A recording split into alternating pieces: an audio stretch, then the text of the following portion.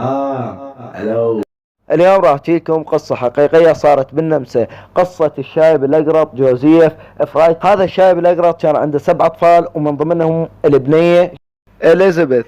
المهم كان من صغره يضايقها ويتحرش بيها جنسيا الى حد ما كبرت وقررت تشرد من البيت، وبعدين رجعوها لان ما كانت بالسن القانوني. وقبل عيد ميلادها ال 18 طلب من عندها قالها نزلي وياي للقبو، انا ابوك ظهري يوجعني الفقرات، عندي غراض بالقبو اريدك تساعديني بيه. ومن نزلت هاي البنيه البريئه انطاها حبوب منوم، احتجزها بالقبو اللي هو صانعه وبيه بابين الكترونيات. احتجزها بالقبو ظل يضرب بيها ويهينها ويغتصبها لمدة 24 سنة لحد ما انجبت له 7 أطفال. ويوم من الأيام تمرضت وكانت بحاجة إلى المستشفى. راحوا للمستشفى وقدرت تبلغ الشرطة عليه وانحكم مؤبد هذا الوحش الكاسر سنة 2008 في أبريل. شباب لهنا وصلنا لنهاية القصة. اكو فيلم كامل اسمه فتاة في القبو، راح اخلي لكم الصورة مالته وراح اخلي لكم الاسم مالته، تابعوه.